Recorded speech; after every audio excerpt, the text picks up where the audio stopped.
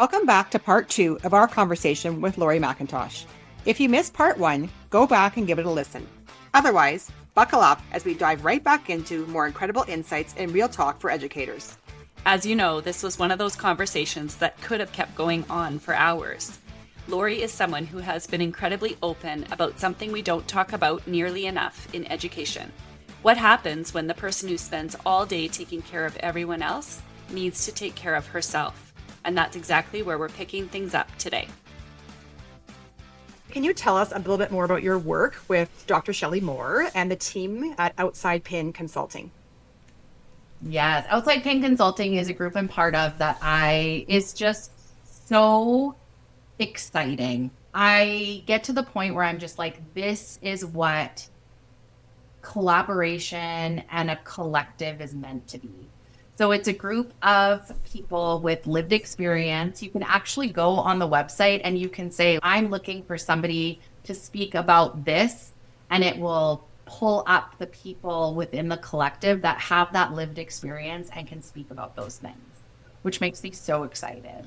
So working with Dr. Shelley Moore has been a dream come true. There's just no other way to put it. Never in a million years when I first started hearing about Dr. Shelley Moore did I think that I'd be working with her. That I think had met her children and that we would be just on an island learning together, right? Never in my life. So the collective itself is just a place where we really want to make sure we're having intentional, thoughtful conversations in education. It's not the fluff of education. It's not people who haven't experienced these things coming in and telling teachers, just ABC it and you'll just be fine. It's about bringing in people to have hard conversations and do the hard work together so that we can build these authentic communities we talk about through people with lived experience, through people who care deeply about inclusion and about all meaning all, truly meaning all, and being representative of that. That looked amazing, by the way. Was that a retreat that you were on? Yes, we all get together for a yearly retreat. So that was incredible to sit and just to really, really sink in. We don't get enough time as educators to reflect, right? So to be in that space of reflection was phenomenal. And just to really check ourselves as to what we believe and what values we're bringing in and what we're bringing to education. It was pretty magical. Laurie, when you are starting to teach this fall, or maybe you've started already at the university, are you going to be teaching in the area of inclusive ed, or what will be your domain there? Great question. I am going to be supporting student teachers through their practicum. We do 3 different practicums here. And recently, the University of Lethbridge has brought in an early years education program that's specific to early years. So I'll be doing a lot of work with teachers specifically who were not like me and did not roll their eyes at a principal, but actually dream of being in kindergarten or in the early years. So I'm so excited just to get to a point where we're really influencing the future of education. It's a very bizarre place to be in right now. I don't feel finished in kindergarten. I'm merely on a leave of absence to work on my own education, and I'm writing a second book, and I'll be at the university. And so it's just expanding my own knowledge and giving myself time to reflect. So working specifically with students in the early years is pretty fantastic. I feel like just by virtue of the fact that you've chosen early years, we're already starting off in a great place. What a gift you're going to be to those students. A Thank friend you. of mine, her daughter is attending your university, and I was like, oh my goodness, she might get Laurie McIntosh. That would be so incredible. It just takes me back, right? When I told my story, I didn't make it into this faculty, and how devastating it was to be somebody who wanted nothing more than to be a teacher and just couldn't get there. And it's just that reminder of it takes a team, and that to be able to have the collaboration and to be able to support teachers and to really be able to have those realistic conversations that we didn't have when I went to university, right? I had a very rose-colored view of what education was going to be. I want people to be hopeful and I want people to be excited and about possibilities, but also we really do have to acknowledge that the job has changed tremendously and that ultimately teacher wellness is at the center of it all. So to be able to have those conversations about protecting your peace and about taking care of yourself with educators, I think is going to be the most impactful part. Teacher wellness, that's one thing I know that you talk a lot about. And so what do you think is something that teachers need to know more of how to take care of themselves? Yeah, I think we kind of touched on it a little, but I am just so much about boundaries. I don't think I'm alone in the experience of being a child who went to school and learned the game of school. I know that's not a unique experience to myself, but I don't think we have had enough conversations along the way about how boundaries are kindness. And really, they're kindness to ourselves, they're kindness to others. My biggest boundary that people get sick of hearing me, my own colleagues get sick of hearing me say, but clear is kind, right? So when I'm entering conversations, I want to try and really make sure I'm being as clear as I can because I believe that's kindness. It's kindness to myself and it's kindness to the person I'm engaged with. That includes families of kids that I have the pleasure of being with. So I think the biggest part for me, like people will say, how do you do it all? I'm like, I don't, nobody does. That's not even possible. Instead of saying, which I would have normally said before, luckily I have a team and that team, we do it together, which is true. But really the accountability I take within that space now is I'm the queen of boundaries. I will say no to the things that I know aren't what's best for our students. I will say no to things that I know don't represent what I want to be in education and to be my authentic self. I will say no to things that I can't see how they will benefit community. And so I think having boundaries in place around my time and what I'm willing to take on has been a big shift and an essential shift because as somebody who struggles with mental health, it's been really easy to go and be Mrs. Mac in the classroom often. It's a role I take on that helps me escape a lot of other hardships and a lot of other hard stories that live in my heart and in my head. That has been a place of escape for me, but I am also very aware of that now. And I need to have those boundaries in place for myself that I don't just spend all my time as Mrs. Mac. I also need to be a mom. I also need to be a wife and a daughter. And a friend.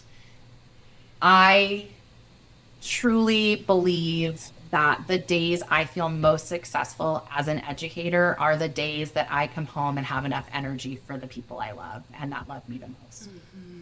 And the only way I can do that is by having enough on my plate that I have enough energy for them at the end of the day and enough energy for myself at the end of the day. The only way I can do that is through boundaries. You saw my reaction with my celebration and clapping when you first said the word boundaries and the look on Nicole's face. And this is something her and I can speak for both of us, I think, have had to work really hard on establishing those. And I know for me, I still am. And I think you talking about this right now is so timely as educators are preparing to return to the classroom because we all know the job never ends, right? There's no stop button or clock out at the end of the day. And that to-do list is never going to be done. Never. The second I cross the last thing off that to-do list, I'm just going to start a new list. It's a perpetual list that I've never had a clean slate of things that I don't have anything to do. It's just not reality for us, right? And I think that for me, my setting my boundaries lately has been being honest with myself and others about it too. I used to, I don't know, wear it with a badge of honor in a way of like being that I could feel like I can get this all done and feel all the things to all the people when inside I was slowly dying, right? And losing my flair for teaching, which is exactly what happened to me. And so when I started... Have you written a book about that maybe, perhaps? But it's like you put a name to it, name it to tame it, as they say. And that was like my big aha is, actually, by saying I'm not managing everything, that's where I could put more boundaries in place. And that's what really has helped me get to, there's still work to be done around that, but transitioning to a new school this last year has been really helpful because I'm like, no, I'm not doing things the way I used to do them. And I love the clear as kind. I'm going to use that as well, Laurie. Yeah, and that's one of the norms. I set up 6 norms in our classroom that anybody who enters is expected to follow along with. All classrooms are different, and that is one of them, is that we can have our conversations. They need to be clear, and good conversations also need to be clear. The muddier it is, the more unkind it feels, right? And I think what I'm learning through boundaries is the interesting part of that. I don't know what the psychology is behind it, but having boundaries with people has actually strengthened relationship too. Because when I say no, generally I would say yes, because I'd be like, obviously I need to take that on because I'm the best at it. It will get done how it needs to get done. I won't have to worry about it. I don't have to fix somebody else's mistake. That's what saying yes was doing. And it was not what I intended to be by constantly saying yes, but by saying no, it's also saying, I trust you. I'm not going to take that on, and I don't need to take that on because I trust you can take that on. And that's, I think, been my biggest learning, is that boundaries actually show people that you trust them enough within the community that you don't have to have your hands in all the pot. And I think that is incredibly powerful for educators. When my teacher bestie said to me, felt like maybe there was things that you took on because you thought I couldn't do them. Oh, hold on. That was not the intent. But now that I'm saying no to those things, and now I'm saying, do you want to take that on? Because I'd rather not.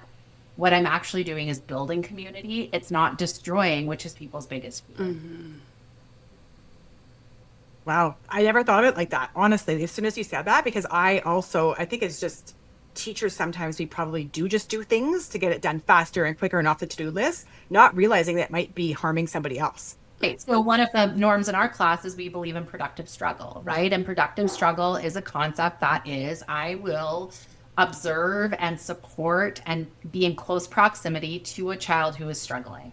I'm not going to do it for you. As soon as I jump in and do it for you, I'm telling you, I'm better, I'm faster, I'm quicker. You can't do this.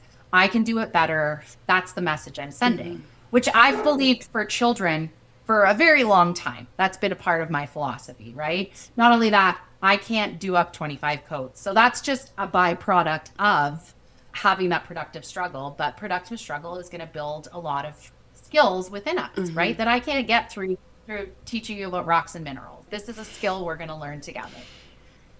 What's interesting to me and what's just started to occur to me is the importance and role of productive struggle within teacher relationships.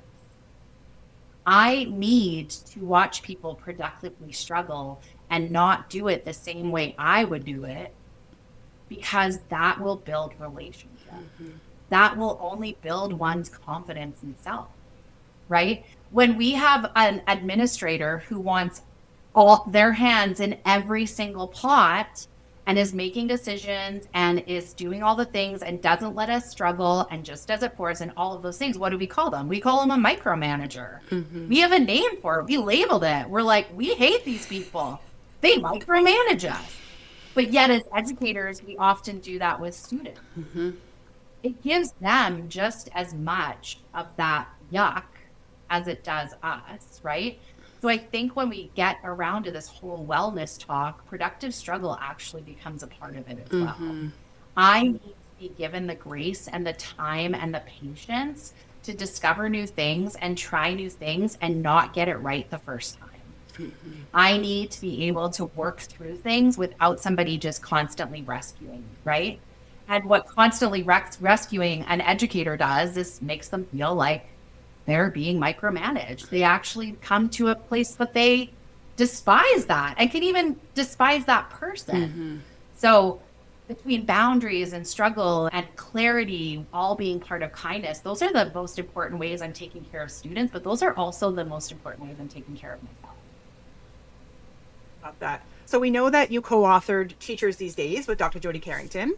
Looking back, 5 years later, what message from the book feels more important even today than it did then? Fabulous question. I think that thing about teachers these days is it's quite timeless, because really what it's getting to is like the essence of education and the essence of relationship, which really there's not a lot of change within that. We all have these universal needs within us, that we want to know we matter, that we want to know we're valued, that we want to be seen and we want to be heard, right? So I think there's a lot of timelessness around it. Some of the stories always hit me still. When I go back and read a story from an educator, there's a couple that I tend to go back to quite frequently that really remind me that I'm not alone in this, which I still need the reminder of. In one part of the book, we talk about the nuts of stress. And we talk about how novelty and our threat to ego and things being inconsistent or unpredictable, they all contribute to stress. And I think I revisit that a lot as the things that we do in our classroom that we think are like fun, wacky sock day, that should be a perfect day. Everyone's going to be regulated. And it's obviously going to be the funnest day ever. And then you leave wacky sock day feeling like you've been hit by a truck. Like, what happened? I think I revisit that part a lot. Okay, on those days where I know stress is high because of novelty, because of things being unpredictable, because of a threat to ego, because of a sense of control is lost, those stressors, I need to go back to those 5 pillars we talk about of regulation, of showing genuine interest in people, getting their eyes and saying their names, using food when necessary. I'm learning a lot about sour and what it does to the brain and how it can affect the lid flip. I love that Jody still says you can't regulate with a carrot stick. Isn't that true? Getting on their level and being in proximity. Those are the 5 tips that I still need reminders about constantly. So that when I revisit the book, that's what I tend to go back to. It's like, okay, through that story, I still need to remember that these 5 things are tried and tested and true, and they will forever work. That is beautiful. I, like you, revisit your book often. As well. Can you give us a little hint about what your next book is going to be about? Oh my goodness. Can I give you a hint? Yes, I can give you a hint. This book is going to be for anybody who has ever sat at a professional development session and written the notes and taken the stickies and taken their flare pens and done all the beautiful things, and then walked out of that room going like, yeah, but like how? Yeah, that is so needed. Oh my gosh, I can't so wait. needed. As I was, There's a gap. yeah, as I was wanting to There's a gap. take notes as you were talking. With my flare pen. Yeah. With a flare With a flare pen, of It's course. so on brand. But I am so glad you are writing this, because what you put out online, like, I can't even tell you how often a teacher colleague will come to me and say, did you see this? I'm going to try this, or I tried this, it worked really well. I will have this in my practice for forevermore. Or did you see this new book that Laurie shared? It's constant. It's just like I see, my brain cannot comprehend what you're saying. I believe you, but my brain just can't get there. Honestly, Instagram for me is such a place of healing. And I say there has to be a better word than selfish, because I don't believe it's a selfish place, but it is a place I need and I have needed in order to grow my confidence as a teacher. Because sometimes I just need to scroll and go like, girl, look at all the things you've done. Come on, you are a good teacher. I still have those days. I hear what you're saying. It's just really hard for me to understand that people care about what Laurie McIntosh is doing in a kindergarten classroom, about what book she's doing. So much of it is, I don't think about, I'm going to post this thing so that hundreds of people will see it and like it and share it and adopt it into their practice. I am so much more about, Laurie, document that you are good and you are enough. Does that make sense? Completely. And you had said at the beginning about putting us in your pocket for you to listen to. You are in people's pockets. And I didn't forget that. Yeah. You are in their pockets, their brains, their classrooms, their conversations, the way that they interact with students. That is you, Laurie. What? And I don't know if you can tell, like, I don't know what to do with that. keep sharing. Keep sharing. The narrative Yeah, and that is generally what I say to people. Like when people say, I saw this thing and I loved it, or I used this, or oh my gosh, I ordered this book. I'm like, oh, thank you for reminding me. I should share those things. Really, I forget that part of it, which I think lends itself well to my page, right? I can come from a place of authenticity because I'm not worried about who's going to use this. And I'm just like, oh, this feels about right. This feels like what I'm going through. This feels, I always put up the saying, promote what you love instead of bashing what you hate. People know very much what Laurie McIntosh loves. And that's what I want. I want them to know what I love and what I celebrate. I want them to know that more than what I hate. Right? So to be able to show up that way authentically is such a gift to me because I'm just putting out what I know. I truly believe education and friendship and connection and womanhood and community needs to be. Well, And in the process, reminding myself that I am enough. absolutely. And so speaking of sharing, can you share some of your favorite books with us? Oh, We know you've been waiting. before I get emotional about things, I just misread. I thought you said bring 5 books that you would start the year off with, not just one. Sure, 5 is And perfect. Hit us with all 5. The 6th one just fell into the pile at the last second. I have my books arranged in a rainbow, and I only made it to the yellow section before I found 5 that I was like, okay. So if you are reading a book as a staff, as a community, I believe that read alouds are important for all. And I would read this one as a staff community. If you have the opportunity to take a book into a staff meeting and say, this is what I believe for our community, this is the book. This story is not about a kitten, is a story about exactly that. You think you know what the story is about. You think you know what education and our school and our culture is about. But really, ultimately, it's about so much more. And it's about stopping, listening, holding, bringing, offering, asking, and working together.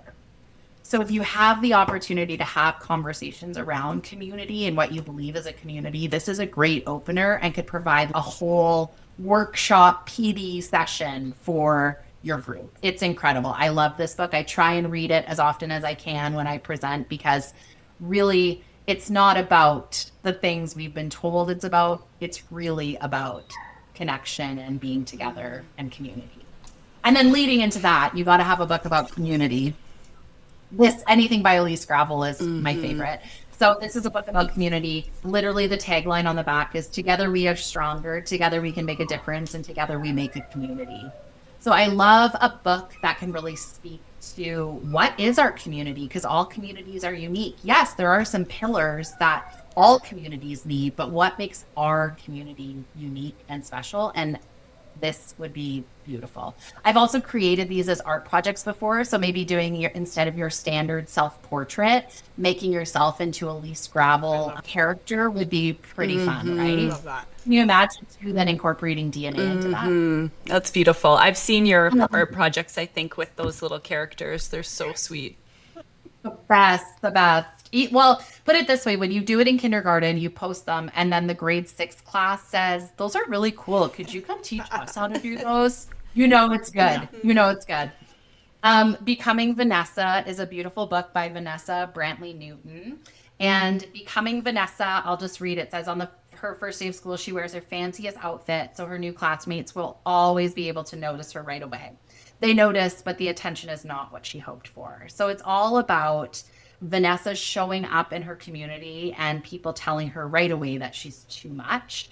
So we often talk about books with names, and this is a really great book to talk about the meaning behind names, why we are named what we are, and how we introduce ourselves in a community. But I also love that it is by a Black author with a character who is just lovable and relatable to kids. I think it really speaks to the feelings and some of the fears that we'll have showing up in community. Speaking of feelings, I'm afraid, said the leaf. See, I don't go with typical back to school. There are some good ones, like Our Class is a Family. So some of those books are just so beautiful. I tried to think outside the box a little. I'm afraid, said the leaf, I I think this would be such a beautiful book to read and then have kids complete their own version. I'm blank, said blank, right? Talking about their feelings of how they're showing up at school, because we have to acknowledge some people are scared, some people are excited, joyful, some people. So I love that. But it says, who will comfort a frightened leaf, calm a nervous bird, or feed a hungry squirrel? How can a horse find warmth, a deer find safety, and a lost wolf find its way? So this is a Danielle Daniels book. And I love that it follows a pattern. So very cool in nature. I'm hungry, said the squirrel. I will feed you, said the nut. So it's very reciprocal. I'm so shy, said the turtle. I am too, said the rock. Right? So it's really getting into feelings. And I could just see people using like, I'm blank, said Laurie, and talking about who can ease those things. Can you imagine a child saying, I'm shy, said Laurie, and somebody else coming along and saying, I'll be your friend. You can see that conversation. Don't hug Doug if you're talking boundaries. Don't hug Doug. That's a good one. He doesn't like you. Yeah. Love, right? Really talking about, what about hello hugs? Nope. What about goodbye hugs? And nope. What about game running hugs? And nope. What about dropped ice cream cone hugs? Still no, right? I really love this book to talk about boundaries, and just that boundaries are kind. Don't hug Doug. He doesn't like it. He doesn't need it. He doesn't want it, and that's okay. But we can get into so many other things that boundaries are, and really normalizing. If you search the boundary song on YouTube, there's a beautiful song too, where it'll teach you all about boundaries. I sing it to my teenagers. They love it. But really normalizing that talk. How to count to one. If you're looking for silly, lots of people will say that they love the book with no pictures. Great, but there's a lot of other books that bring that kind of silliness out. And in this book, it's like, don't even think about it. You're only allowed to count to one. But if you go through, there's actually 100 things to count in the book if you go back after. So that's kind of the trick behind it. But really silly, engaging for all ages, really talking about numbers, yes, but also about just books can be silly and fun and really reciprocal conversation. And then the last one, if you're looking to talk to kids about what they love, I Hate Everything is a new favorite of mine. Never seen that one. So, it's so fun because really it's a ghost saying, I hate everything. And he's like, really? He's like, yes. And then he starts to name all these things. So it's like, do you hate dressing up? No, I don't hate dressing up. And this cute little ghost convincing the other one, but I really hate everything. Do you hate Frank? Flowers, balloons, strawberries, bunnies, drawing, cakes, butterflies, your mom? And so I think this would be a beautiful introduction into loves and interests and things that kids really love experts in for your community. What a fun way to introduce it instead of fill out a sheet and tell me your favorite thing. This is a great book to introduce that. I love that. Obviously, we know we could talk for hours, but we're going to wrap it up here, Laurie. So we just want to thank you so much for spending time with us today here on the podcast. The work that you're doing for educators and for classrooms is truly remarkable. And we're so grateful that you shared your insights and your stories and your vulnerability with our listeners and with us today. And so if people don't know you, they know you now, but where can they find you and follow your journey? You can follow my journey at lauriemcintosh.com. The reason I bring up the website first is because I say there's nothing so sacred that I do in our classroom that I wouldn't share it with you. So if you're looking for book lists, Amazon storefronts, if you're looking for slides, or there's a whole section of freebies of templates that I'm like, these aren't cool enough for people to want, but they do want them. They're there. I'll blog there as well. So there's some different things there. You can follow me at Mrs. Max Kinders on Instagram. I'm thinking a name change is probably coming soon. We'll see. But yeah, there's where you can follow just my mental health journey, talking about vulnerability. Oh, there's a puppy. Do you hear that? I hear the puppy. Yeah, but I talk about vulnerability. I talk about my journey. I talk about education. And I just kind of lean into that community to have conversations about things that I truly believe are important in education. So those are the best places to follow me and to extend this conversation, because I love having further conversations about this. An hour is never enough, but also a one Instagram DM never seems like enough either to continue the conversation. Yeah. Perfect. So we're going to make sure that all of those links are right in the show notes so everyone can connect with you easily. So thank you again, Laurie, for joining us. And to everyone listening, thank you for tuning in, and we'll see you next episode. I don't want to let you go. Wait, is that the bell? The buses are rolling and we've got duty. Thanks for tuning in to this week's episode of the Teachers Next Door podcast. If you enjoyed this week's PD session, do us a solid. Leave a rating, 5 stars preferably, and a review. Think of it as giving us an A+ on our eval. It helps other listeners find their way to our neighborhood. As the kids say, please subscribe. Do you have a burning question or topic you would like to hear about? Send us an email or message. Be sure to follow us on Instagram for show updates and details on future episodes. This podcast was produced and edited by us, your Teachers Next Door. No outsourcing here. The reality of all teachers. We do it all. If nobody else has told you today, just remember, you are doing a great job. Catch you next time. And we should mention, the ideas we share on this podcast are totally our own.